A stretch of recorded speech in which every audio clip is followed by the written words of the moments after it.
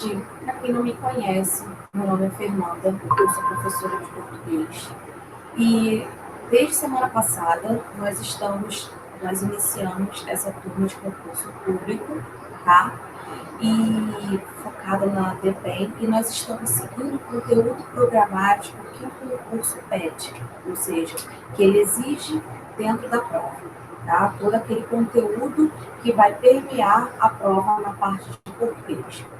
E aí nós começamos na segunda-feira passada, dia 1º de junho, eu comecei falando sobre sílaba tônica, fui com o assunto até quinta-feira. Na quinta-feira, dia 5, eu fechei o assunto e comecei o assunto de ortografia oficial, mas eu não encerrei esse assunto ainda, tá? Então, para você que está chegando agora, que não viu os vídeos anteriores, tem vídeos dos dias 1º e 5 de junho, que são sobre assuntos de português, dentre outras matérias também, tá? Mas eu estou falando da minha nesse momento, tá bom? Então, gente, deixa eu começar a compartilhar aqui com vocês. Então, o que é importante da gente levar em consideração nesse momento? A ortografia oficial,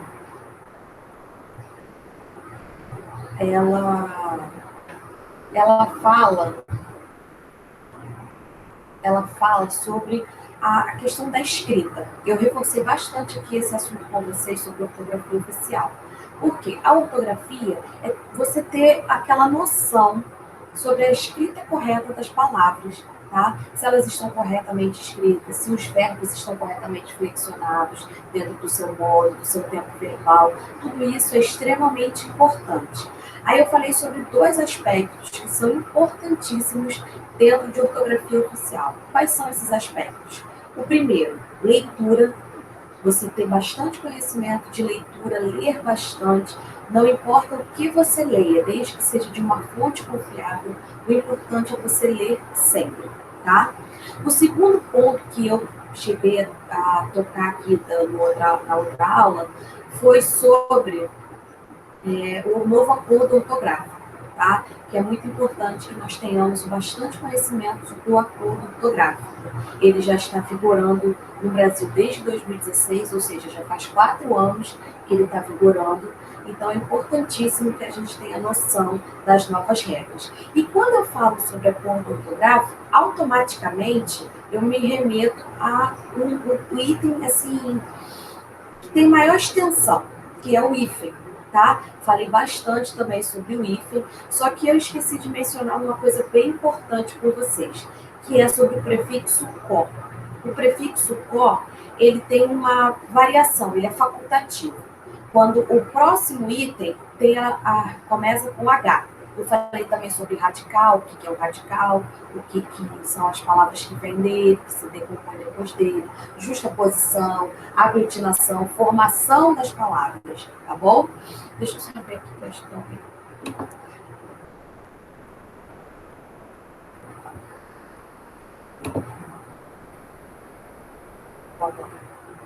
Continuando. Então, eu falei sobre todos esses assuntos. E eu esqueci de falar sobre o prefixo có, tá? E aí eu estava estudando uma outra aula para dar a vocês, e aí acabei vendo esse prefixo. Falei, pô, eu não comentei com eles, vou comentar. Como eu ainda não encerrei o assunto de ortografia oficial, então ainda posso falar sobre ele. Uma outra coisa que eu acho importante comentar aqui, salientar com vocês, é o seguinte: eu não fecho o assunto. O que isso significa? Eu concluo a aula, porém, a gente sempre pode retornar naquele assunto que a gente viu anteriormente ou falar sobre assuntos que eu não tenha falado antes. Posso dar uma ideia geral. Por que eu estou falando isso? Porque às vezes a gente está fazendo uma questão e aparece algum assunto que tem afinidade, que tem a ver com outro assunto. E eu vou tocar nesse assunto, vou falar para vocês, vou explicar brevemente sobre esse assunto, tá bom? E o que é mais importante, não fiquem com dúvidas. Se tiverem com alguma dificuldade, está tentando refazer em casa uma prova passada, de algum concurso antigo, e sentiram alguma dúvida, perguntem, não fiquem com a dúvida. Tá? Agora, no momento da turma, não tem ninguém assistindo a aula, mas vocês podem assistir essa aula no momento que vocês acharem melhor, a hora que vocês estiverem mais disponíveis para assistir, e aí tá fazendo, tá ouvindo a explicação, surgiu alguma dúvida, ficou algo que não ficou bem esclarecido, alguma coisa que não soou bem para vocês, perguntem, tá bom? Não fiquem com a dúvida. Tem, se eu não me engano, 2 materiais disponíveis no Google Classroom também, tá? E se vocês precisarem de alguma coisa, podem me procurar e eu mando para vocês por e-mail, pelo WhatsApp, enfim, da maneira que ficar melhor para todo mundo, tá bom? Então, deixa eu só reforçar esse assunto de co, desse prefixo co, para vocês, e a gente vai voltar nos exercícios da semana passada, que eu não cheguei a concluir. Na verdade, eu nem me lembro qual foi a questão que a gente parou. Eu tenho que ver lá na apresentação do PowerPoint, porque eu realmente não me lembro. Mas eu lembro que a gente não fechou o assunto, a gente não corrigiu todas as questões. E também lembrando que essa semana tem feriado, na quinta-feira, tá? Então a gente não vai ter aula nesse dia, então a nossa próxima aula agora é segunda-feira que vem, dia 15, tá bom? Então vamos lá, trabalhar.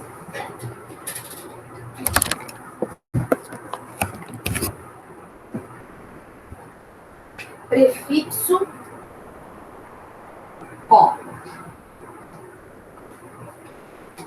O que esse prefixo co quer dizer? Quer dizer que tem alguma coisa a ver com a outra pessoa. É como se fosse um suporte, é como se fosse um apoio, coordenador, co-herdeiro, tá? Não é o oficial, é alguém que dá um apoio para aquele principal, tá? Co-autor. Então, você pega um livro, aí você tem o autor, digamos que ele seja o principal. E tem o co-autor. O que esse co-autor fez? Ele teve uma participação menor do que a do autor, ele deu um apoio, ele deu um suporte para o autor, tá?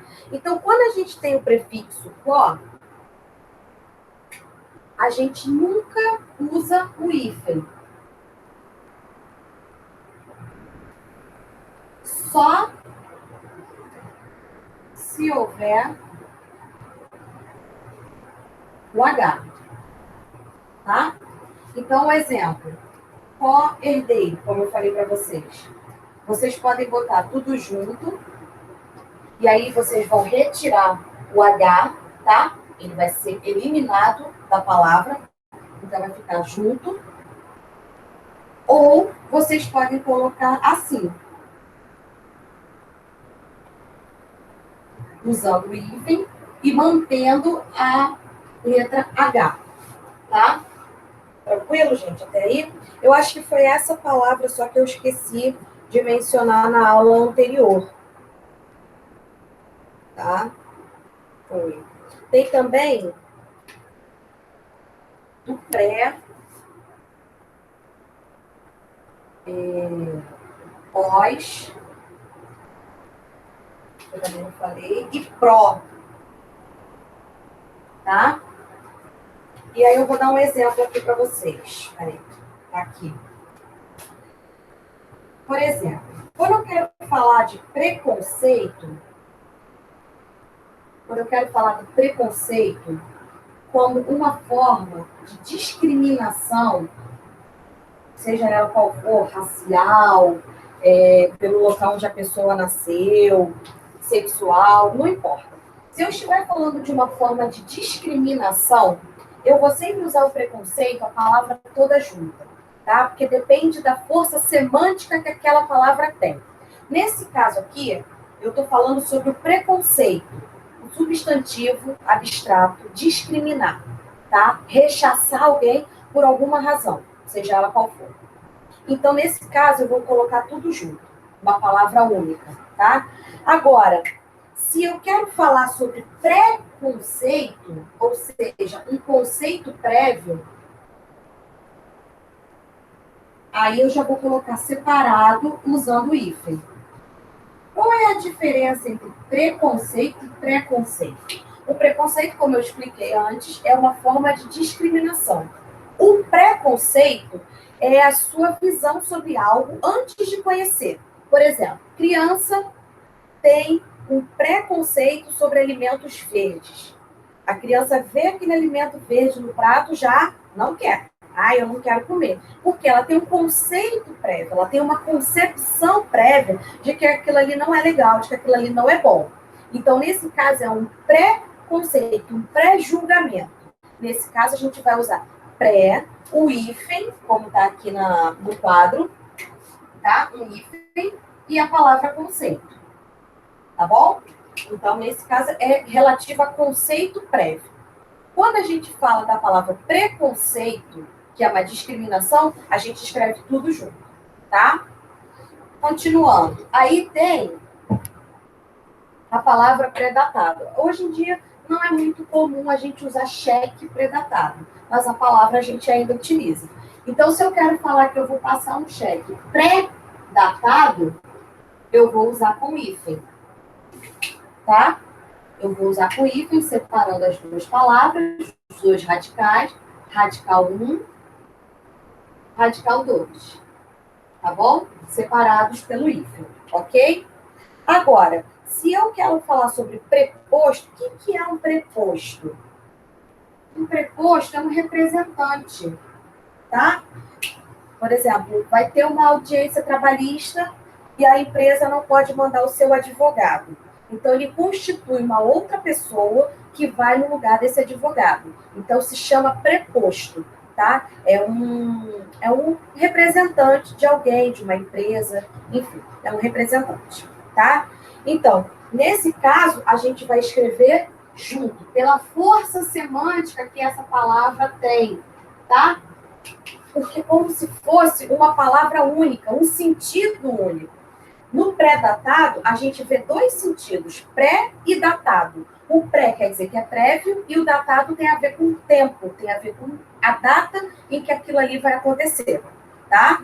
E a mesma coisa a gente vê no pré-conceito e no preconceito, tá? Que são coisas distintas. Deixa eu melhorar aqui.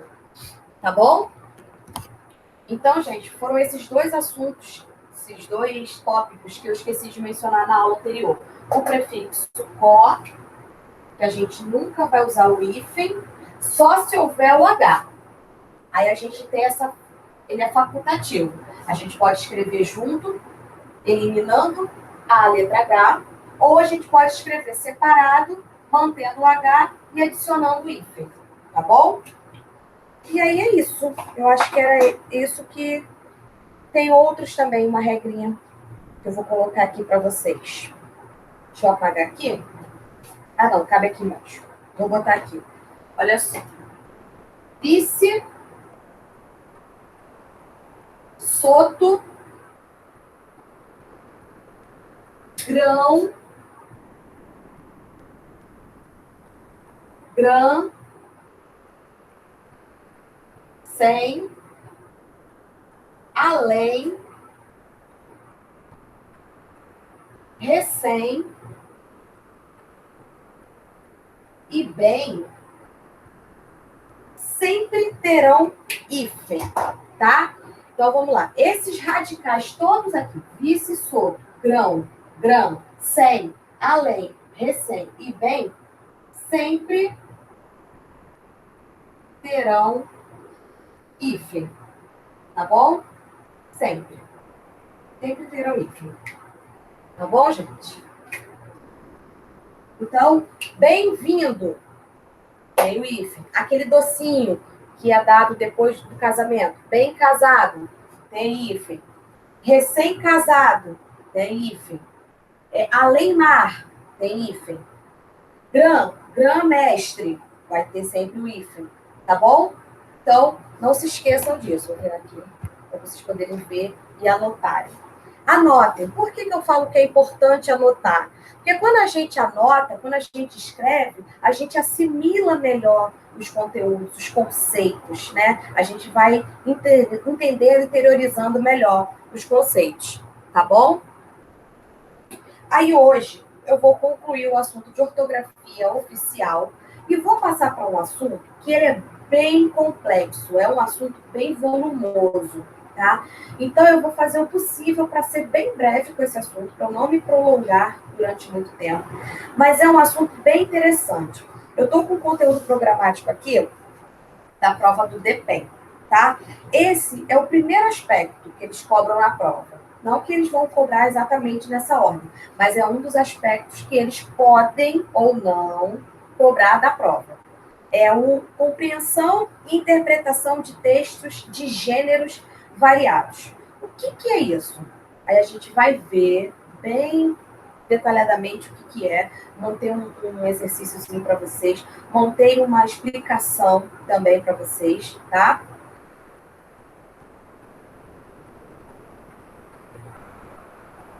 E é bem legal esse conteúdo.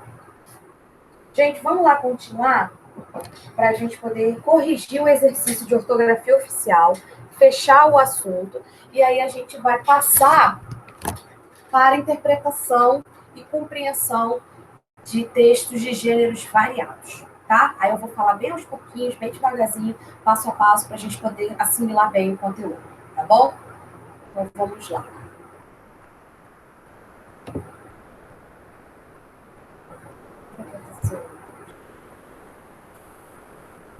Vamos lá. Aí foi o assunto que eu conversei na segunda-feira, na quinta, tá? Como usar Y, K, W, porque essas consoantes voltaram para o alfabeto brasileiro nesse novo acordo ortográfico, tá?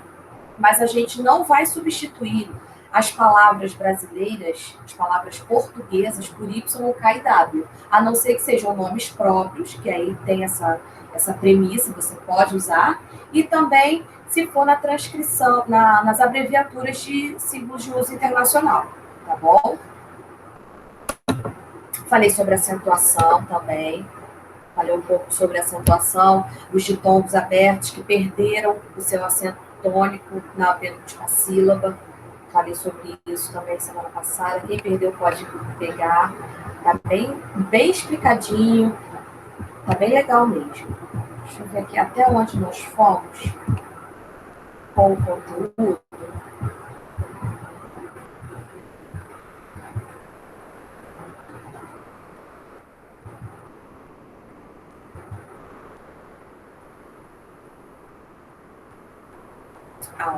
Correl. Nunca hífen, tá vendo? Correl. Foi o que eu expliquei para vocês. Vocabulário baixo que contraria as novas regras ortográficas é letra C, correl. A gente não usa mais o hífen, a não ser que o próximo radical comece com H, que aí tem aquela forma facultativa que a gente pode utilizar. Ou coloca com o H tudo junto, ou separado, com o hífen, ou sem o H, a palavra junto, uma única palavra. Eu acho que eu parei nesse, número 3. Eu não me lembro mesmo.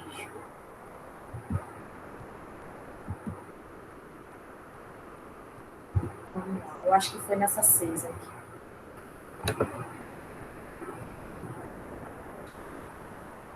Foi. Isso, eu terminei na 6, eu não fiz a 7 em diante. Então, assinale a alternativa em que o hífen, conforme o novo acordo, está sendo usado corretamente. Então, nesse caso, é a letra B, de bola. Ela é muito mal educada. As outras eu expliquei detalhadamente. Número 7. Assinale a alternativa errada quanto ao emprego do hífen. Pelo interfone, ele comunicou bem, humorado. Olha o que eu falei para vocês aqui no quadro sobre o bem. Sempre vai levar hífen. Então, a letra A a gente já vê que está correta. Vamos ver as outras. Nas circunvizinhanças, há uma casa mal assombrada. E aí, tá certa, tá errada? Vamos analisar as próximas. Letra C. Depois de comer sobrecoxa, tomou um antiácido.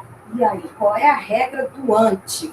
Coloca junto, não coloca? Como é que fica?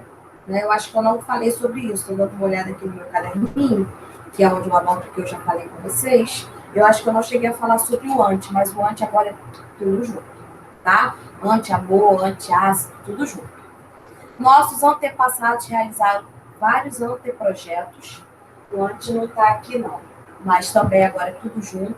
E autoanálise, porque o auto termina com uma vogal e o próximo radical também começa com uma vogal, é o mesmo caso de autoescola, então agora junta tudo. Nesse caso, nessa questão número 7 do TRE do Paraná, a opção que está incorreta, a opção que está errada quanto ao emprego do hífen é a letra B de bola. O certo seria ter um hífen entre o mal e o assombrada, tá? Tranquilo? Vamos passar para o número 8. Assinale a alternativa incorreta quanto ao emprego do IFE, respeitando-se o novo acordo. É uma questão do Tribunal de Justiça do Distrito Federal em Brasília, né? E aí, vamos analisar. O semi-analfabeto desenhou um semicírculo. Olha que na primeira palavra semi, eles colocaram IFE, na segunda já não colocou. Então, tem alguma coisa errada aí. Será? Toda vez que tiver uma questão onde tem dois itens, a gente tem que analisar os dois. Os dois, o três, o quatro, quantos tiver, tem que estar totalmente corretos, tá? O meia-direita fez um gol sem pulo na semifinal do campeonato. Tudo corretamente. Semifinal, sem pulo, meia-direita. Estão todos corretos. Era um sem vergonha.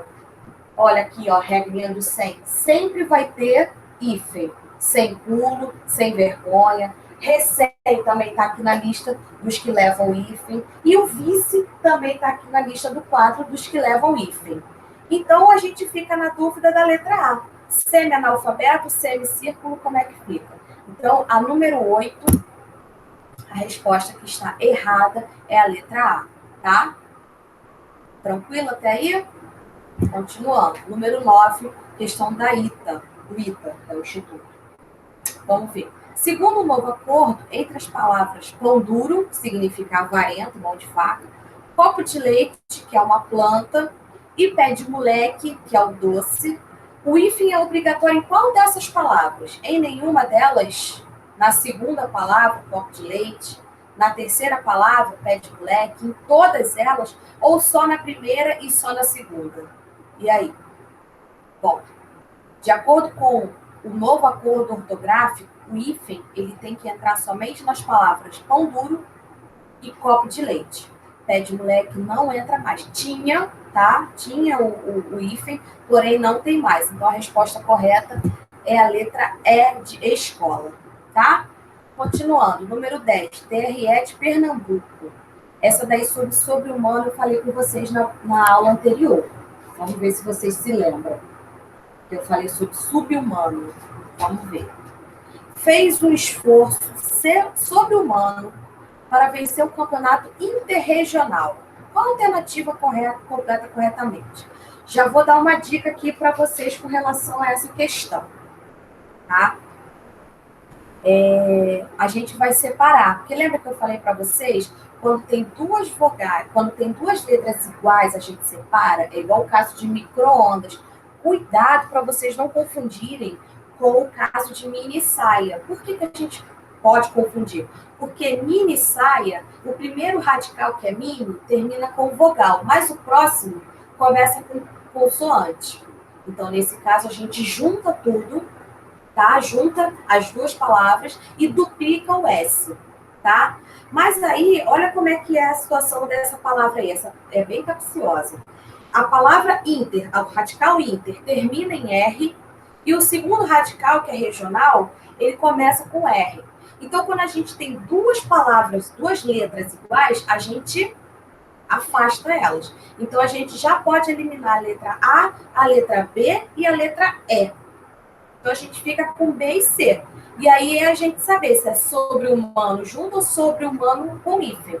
Então, nesse caso, sobre-humano é separado com o hífen, tá? Essa é a regra. Então, a resposta correta é a letra C de casa, tá? Número 10, letra C. Interregional, a gente separa e coloca o hífen, porque são duas letras iguais, tá bom? Número 11, imã de Minas Gerais. Suponha que você tenha que agregar o prefixo sub às palavras que aparecem nas alternativas assim. Assinale aquela que tem que ser escrita com hífen: subchefe, subentender, subsolo, subrepetício ou subliminar. Essa é capciosa. Vamos analisar. Subchefe, não colocamos. Subentender, a gente também não vai colocar. Subsolo, também não. Subliminar, também não. Por que a gente vai colocar o hífen na letra D, subrepetício? Porque é a mesma ideia do pré e do preconceito que eu estava ensinando para vocês antes aqui. Quando a gente tem um conceito prévio, quando é um subchefe, a gente tem dois conceitos, Tem, valor, tem dois valores semânticos atuando aí, tá? E na letra D, subrepetício, a gente tem essa ideia, tá? De subrepetício. Subchefe não, dá uma ideia de um único profissional, uma única ideia. É a mesma ideia que eu falei para vocês na aula anterior de manda-chuva, que não tem hífen. Por quê? Porque manda-chuva é aquela pessoa que dá as ordens, que comanda um grupo, que comanda alguém, tá bom? Então, o número 11 é a letra D, tá? Porque a gente tem essas duas ideias, do sub, que é algo que está acima, tá? E o repetício, tá bom? Número 12, Caixa Econômica Federal. Assinale a alternativa em que todas as palavras estão grafadas corretamente. Todas elas. E aí? Vamos analisar. Toda vez que a gente vir o item super, já vou dando uma dica, a gente vai juntar. A não ser que o próximo radical comece com H, tá? Aí é diferente. Deixa eu dar uma olhada aqui se eu tenho algo sobre super para conferir. Não tem. Não tem aqui para falar com vocês sobre super. Mas é isso. Toda vez que a gente tiver a palavra super, o primeiro radical for super, a gente vai sempre juntar, a não ser que o próximo radical comece com H. Aí a gente vai separar e colocar um hífen, tá? Então, gente, partindo dessa ideia, a gente já mata a letra T, que ela é a resposta, tá? Olhem bem na letra E. Como que deveria estar essas palavras? Sobressaia, junta com dois S, mini saia, junta com dois S, tá? Infraassinado, infravermelho, infrasom, tudo junto, sem hífen, tá bom?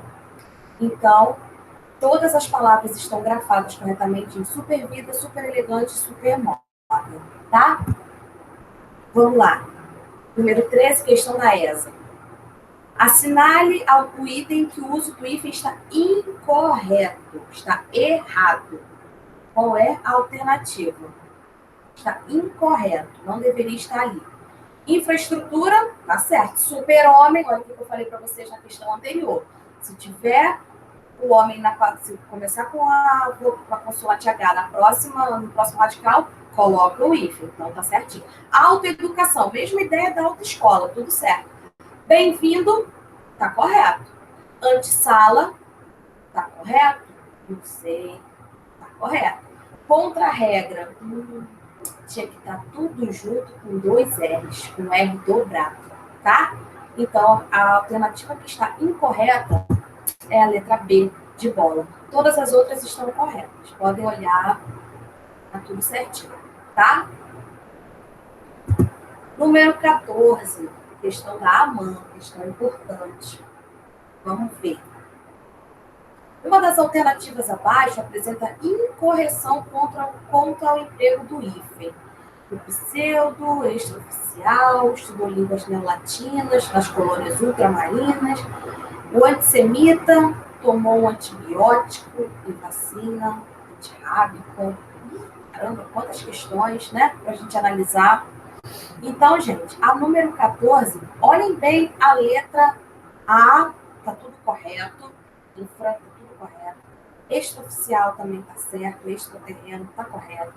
Letra C tá tudo correto. A letra D, antissemita, correto. Agora, antibiótico, não. Antibiótico é tudo junto. Quando o médico passa pra gente antibiótico, é uma palavra só. Antirrábica tá correta, porque a gente dobra o R. Mas antibiótico está errado. Então, nesse caso, é a letra D que apresenta. Aquilo que eu falei para vocês, prestem bastante atenção, porque não importa se uma palavra está errada, ela vai alterar toda a frase, toda aquela questão, tá? Então, antissemita está correta, antirrábica está correta, mas antibiótico não está. Então, nesse caso, ela quebra ali a questão, tá bom? Número 15, o FRJ.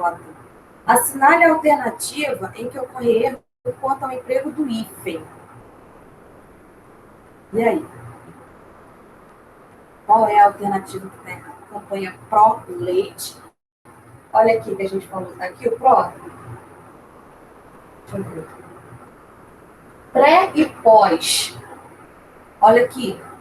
A gente vai usar, no caso do pró, a favor, né? Quando a gente foi iniciar a campanha pró-leite, a favor do leite. Então, como a gente tem dois conceitos a favor do leite, a gente vai separar e colocar o hífen. O ex está certíssimo. A autodefesa também está correto, tá? Vamos ver a letra C.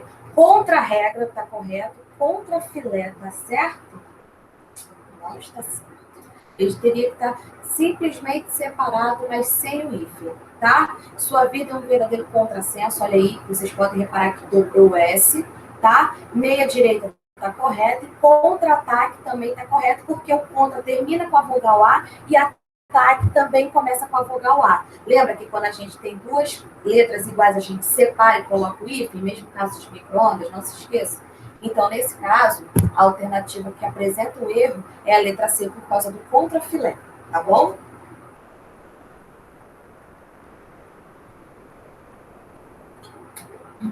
Vamos lá. E a gente encerra por aqui o assunto de ortografia oficial, tá? Então, gente, agora eu vou passar para a interpretação do texto. Compreensão e interpretação de textos de gêneros variados. O que é você compreender? Primeira coisa, o que é um texto? Tudo aquilo que atribuímos um sentido ao ler e ao escrever, tá? Então, isso é um texto. Agora, o que é uma compreensão? É você conseguir ler e entender. Sabe quando você lê algo e consegue passar para outra pessoa? Quando você lê alguma coisa e consegue até explicar para uma outra pessoa? Isso tem a ver com a compreensão. Isso quer dizer que quando você leu aquele texto, você compreendeu tão bem, você assimilou tão bem, que você foi capaz até de explicar para outra pessoa. E você foi até capaz de fazer uma prova, por exemplo. Tá? Interpretar, ele é um pouco dúbio, ele é um pouco... gera duas interpretações, porque a interpretação ela é uma coisa subjetiva, tá? É uma coisa um pouco subjetiva, porque às vezes uma pessoa interpreta um texto de uma maneira e uma outra pessoa interpreta de outra maneira. Então, para que não haja esse conflito entre as ideias, existem as regras que regem os seus textos, que regem os gêneros. Tá? Então, mesmo que eu tenha uma visão e você tenha outra, existe uma regra que diz que determinada coisa é de um jeito, que determinado texto é de outro jeito, tá bom? Por que são gêneros variados? Porque nós temos inúmeros textos disponíveis. A gente tem carta oficial, a gente tem uma receita, a gente tem um anual. Então, cada texto desse segue uma regra própria. Como é que é uma regra para uma receita? Primeiro você diz os ingredientes, depois você diz o passo a passo, depois você diz quanto tempo no forno, ou na geladeira, ou o que quer que seja. Então, essa é a regra de uma receita. Qual é a regra de uma carta? Qual é a regra de uma carta oficial? Qual é a regra de uma tirinha? Qual é a regra de uma crônica? Então, cada texto tem o seu gênero e eles são variados, tá? Então, voltando aqui ao assunto. Texto é tudo aquilo a que atribuímos um sentido ao ler e escrever. O contexto. O que é o contexto? A gente fala muito, mas depende do contexto. O que acontece? Uma palavra solta, uma frase solta, muitas das vezes a gente não consegue fazer uma ligação com o contexto. Então, uma frase dentro de um texto, ela tem um contexto. Essa mesma frase dentro de outro texto, ela já vai ter um contexto completamente diferente, ela já vai ter uma significação diferente. Agora, se eu somente retiro essa frase de um determinado texto, ela fica muito vaga, a gente fica sem a ideia real que aquela frase quer passar, tá? Então, o contexto é onde as palavras e frases estão inseridas e estão ligadas entre elas para que haja sentido. Existe uma relação de dependência entre elas. Exemplo, quem casa, quer casa. Se eu viro para vocês e falo assim, gente, me descrevam o significado da palavra casa. Aí todo mundo, sem titubear, todo mundo vai falar para mim, é a moradia, é o local onde a gente vai para depois de um dia de trabalho, depois de um dia de estudo, né? Onde a gente dorme, onde a gente toma banho, onde a gente come. Tudo bem, mas aí a gente esquece do verbo casar, que dependendo da flexão que ele tenha, ele vai ser flexionado igualzinho em casa. Então, quem casa, no sentido de casar, de juntar as escovas de dente, que é casa, que é o substantivo concreto, casa, o imóvel, né? O local onde a gente vive. Entenderam? Então, isso é o contexto. Por isso que é tão importante a frase ter esse contexto, porque ela solta, ela fica muito sem sentido, tá? Intertexto. O que é um intertexto? É você selecionar um outro texto e inserir ele num texto que você está escrevendo. Por exemplo, quando as pessoas fazem releitura de música. Você tem uma música já conhecida, uma música renomada, e aí um compositor moderno, atual, quer fazer uma releitura de uma música anterior. Ele vai pegar alguns trechos dessa música e vai fazer uma nova, botando algumas coisas dele próprias e vai colocar algo dessa música antiga. Então, isso é um intertexto, é essa mistura de um texto antigo, que serve como uma base, né, para você criar um novo texto. Quando eu falo de texto, não somente de palavras, não, pode ser uma música, pode ser uma imagem. Por exemplo, quando eu estava pesquisando sobre intertexto, para poder trazer algo mais concreto para vocês, uma coisa melhor, eu vi sobre uma figura da Mônica, da turma da Mônica, desenhada como se ela fosse a Mona Lisa. Então, qual é a base? É a obra da Mona Lisa, né? Se eu não me engano, é renascentista, né? Se eu não me engano. Aquela obra famosíssima. E aí, o autor Maurício de Souza desenhou a Mônica como se ela fosse a Mona Lisa. Isso é um exemplo de intertexto. Nem sempre são com palavras, tá bom?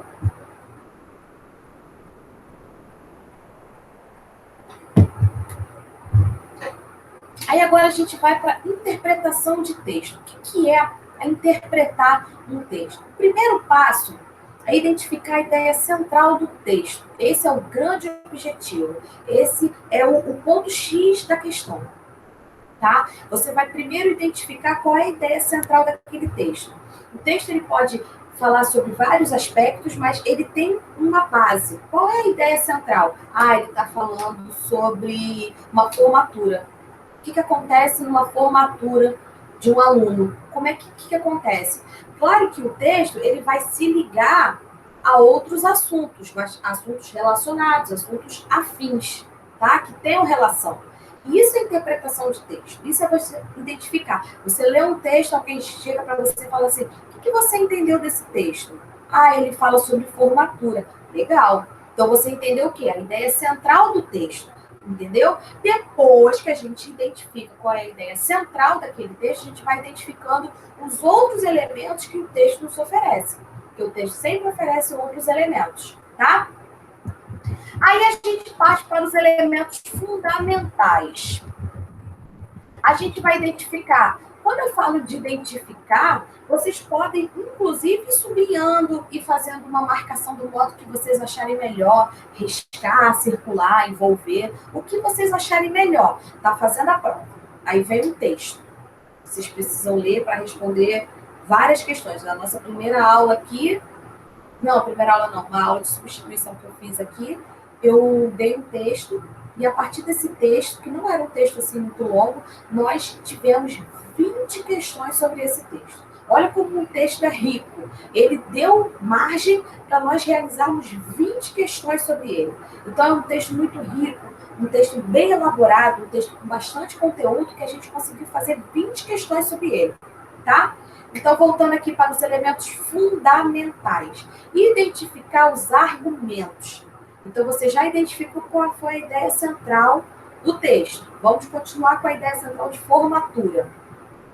Vamos identificar os argumentos. Ele vai usar argumentos que vão te provar que ele está falando sobre formatura. O que ele vai usar? Vai falar sobre formação, sobre vida acadêmica, sobre quanto tempo a pessoa leva para conseguir essa formatura, quantas noites fica sem dormir, quantos livros precisa ler. Tudo isso são os argumentos. Os verbos são importantíssimos, o tempo verbal que ele está utilizando, porque, por exemplo, se ele está fazendo uma narração, na maior parte das vezes, uma narração, os seus verbos, eles estão no passado, porque ele está contando algo que já aconteceu. Não é algo que está acontecendo, é algo que aconteceu no passado. Então, quando você faz, por exemplo, você foi na rua e você viu uma pessoa sendo assaltada. Então, quando você chega em casa, você vai contar para alguém, você fala, eu estava na rua tal, quando o bandido foi na pessoa, roubou ela. Olha só, todos os verbos estão no passado, tá? Os advérbios. O que é um advérbio, gente? É aquilo que exprime uma condição. Advérbio de modo, advérbio de tempo, advérbio de lugar, advérbio de uma infinidade de coisas. Então, todos esses elementos, eles são importantíssimos. Você vai identificando eles, argumentos, os verbos, os advérbios, vai marcando, vai circulando, para que você consiga identificar melhor qual é esse texto, tá? Comparar. Comparar é perceber as diferenças e as semelhanças com outros textos. Então, se, por exemplo, a prova pede para você identificar que tipo de texto é aquele, você vai ver o que ele tem de semelhança e o que ele tem de diferença. Caramba, parece uma dissertação. Eu já li uma dissertação que tinha essa mesma característica, mas, ao mesmo tempo, me parece um texto argumentativo. Então, a diferença, a semelhança, tá? Relacionar aquele texto que está ali com a realidade da vida, do cotidiano. É você trazer ele para você. É você conseguir identificar, é você conseguir fazer uma relação dele com a realidade mesmo do dia a dia, com o cotidiano. Mesmo que o texto seja fictício, mesmo que seja vamos supor, que façam uma extração de um texto assim, de Harry Potter, que é bem fictício, que é bem foge um pouco da realidade, mas sempre tem um traço de realidade, sempre tem um traço de cotidiano, do dia a dia, tá bom? E aí, próximo passo, sintetizar, fazer um resumo, né, enxugar a ideia principal com as ideias secundárias. Então, é você fazer essa relação. A ideia sempre tem a ideia principal e as ideias secundárias, identificando os parágrafos e identificando as principais ideias. Então, a gente tem a ideia principal, as ideias secundárias, e a gente vai fazer essa relação, essa síntese entre um e outro. Vai enxugar um pouquinho de um, enxugar um pouquinho do outro e entender o que aquele texto quer nos dizer, tá?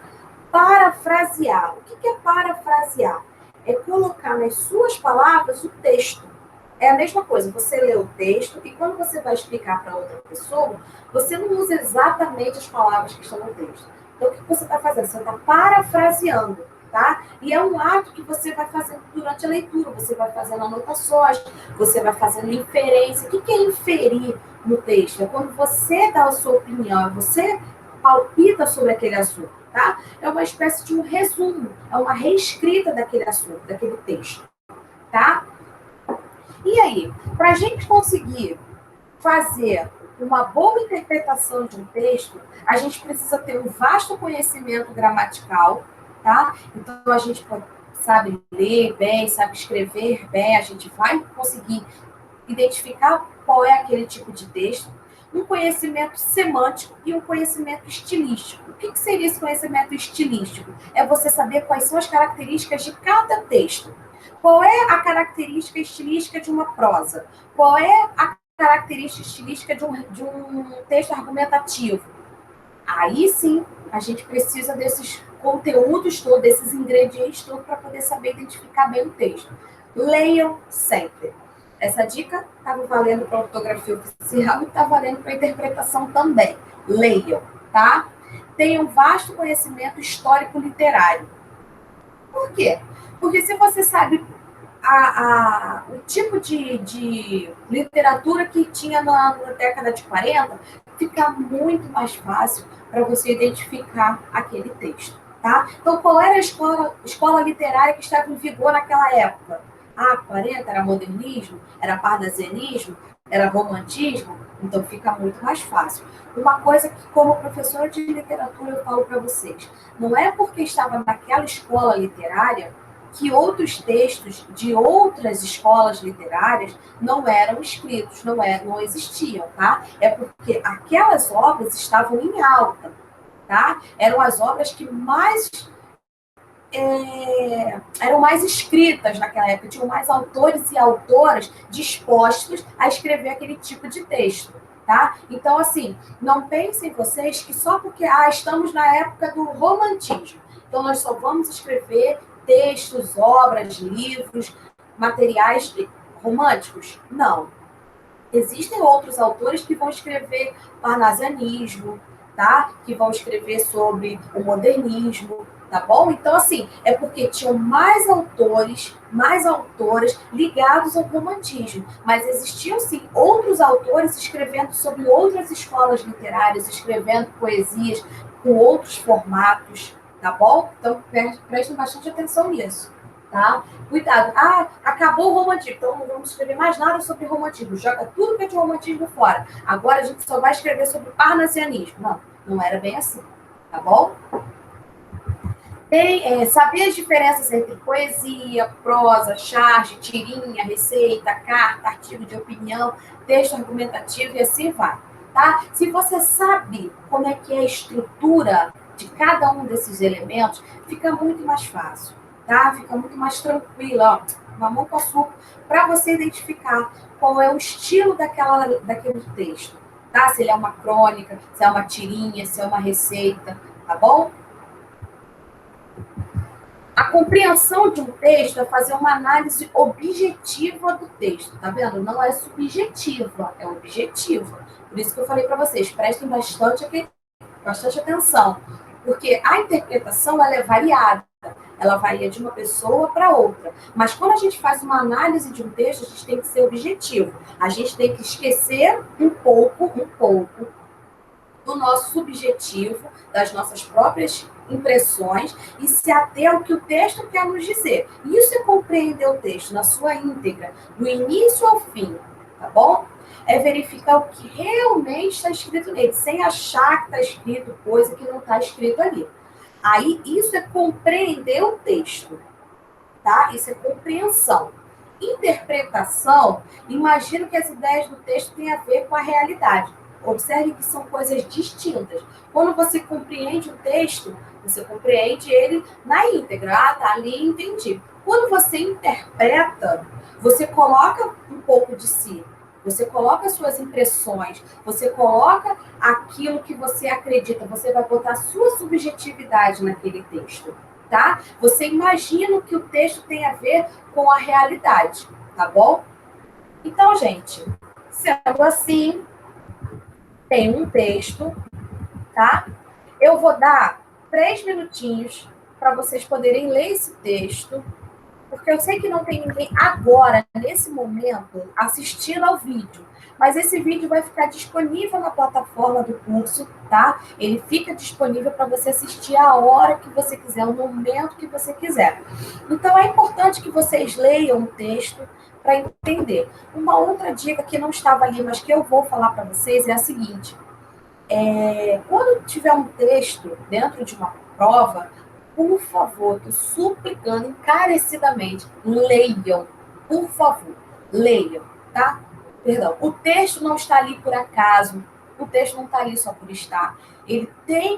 Uma, ele tem um motivo para estar ali, tem um porquê de estar ali. Então, por favor, leiam o texto, observem o que está escrito, porque eles pegam aquele texto e dali eles depreendem inúmeras questões. E aí, se você não fez uma boa leitura, não teve uma boa compreensão, uma boa interpretação do texto, você vai ter muito mais dificuldade para conseguir responder as questões, tá bom? Então, vamos aí, vamos ler.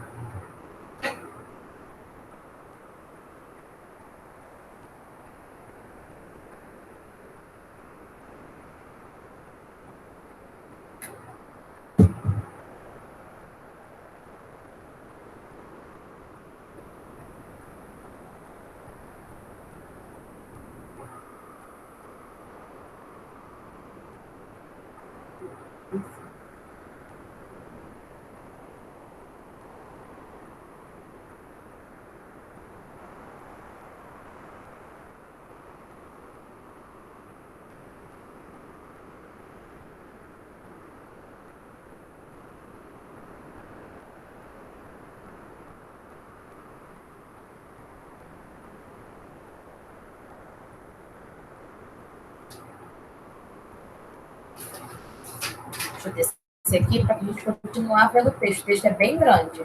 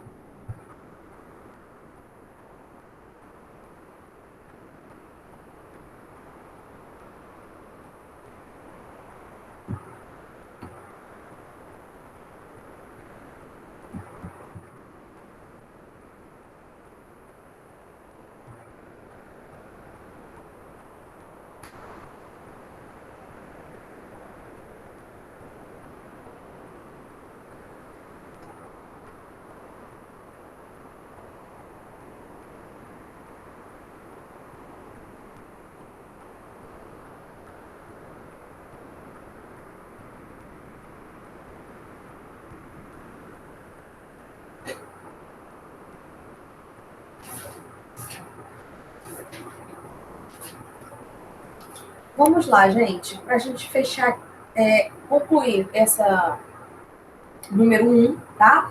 Eu coloquei 3 questões sobre esse assunto. A gente não vai conseguir fazer porque já são 7h51, então a gente só tem mais uns 9 minutinhos e eu quero conversar com vocês sobre essa questão. Então, assim, a gente fica para fazer as outras duas na próxima aula, que é semana que vem, dia 15, que, como eu falei no início do vídeo, quinta-feira agora, dia 11, acho que é 11, 11, é feriado, tá? É feriado de Corpus Christi, então por essa razão nós não vamos ter aula. Na minha aula seria de 8 às 9. Então a gente só vai ter aula agora na próxima segunda-feira, dia 15, tá bom? Então vamos lá. Nós temos um texto, né? O texto é a Santa Cruz da Estiva. Quem escreveu esse texto é um autor desconhecido, é uma adaptação de uma lenda, tá? Então vamos analisar esse texto. A lenda, a Santa Cruz da Estiva, quanto ao modo de organização textual e a justificativa para a classificação, pode ser considerada um texto narrativo, porque relata mudanças progressivas de personagens e coisas através do tempo, descritivo, que ele faz uma descrição, vai descrevendo, porque transmite imagens positivas ou negativas dos elementos descritos. O que é um texto descritivo? Ele vai fazendo descrição de tudo, tá? Eu não sei se vocês já tiveram a oportunidade de ler o texto Iracema.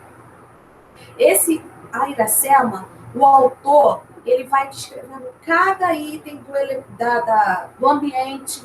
Ele descreve a árvore, ele descreve a água, ele descreve a nuvem, ele descreve o céu, ele descreve a roupa que as pessoas estão usando, a cor da pele, a cor do cabelo, como a pessoa se posiciona, se ela está mais abaixada, se ela está mais levantada. Então, isso é um texto descritivo. Presta muita atenção a esses detalhes, a essas oportunidades que o texto tem, ele já vai escrevendo tudo, tá? Vai descrevendo a cena por completo.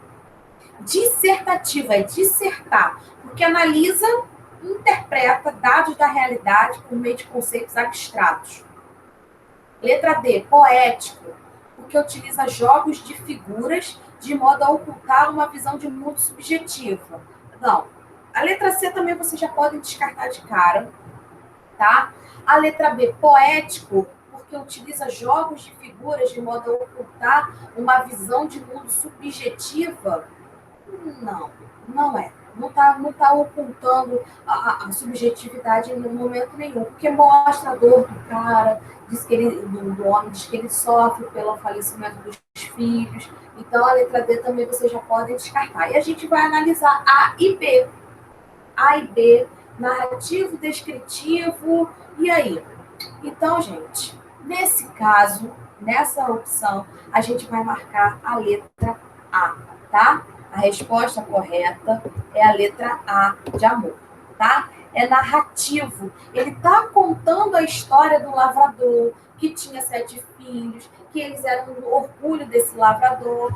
Só que aí veio uma doença, tá? E essa doença foi dizimando os filhos dele pouco a pouco, e ele foi ficando muito triste, então ele resolveu construir uma capela, assim, buscou consolo em Deus para poder se reerguer depois da dor de ter perdido seus 7 filhos, que trabalhavam com ele ali, que lutavam com ele, tá bom? Então, é essa. Será que dá tempo da gente fazer a próxima? Eu acho que dá tempo sim. Vamos lá. É uma questão do BNDES, tá? Da 6 Gran.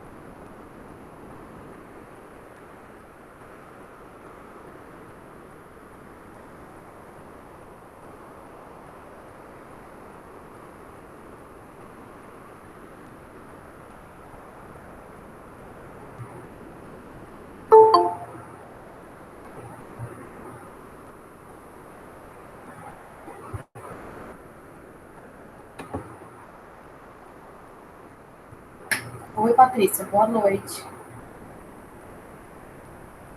Pode me responder por áudio ou pode ser pelo bate-papo, ficar melhor para você. Oi, Patrícia, boa noite.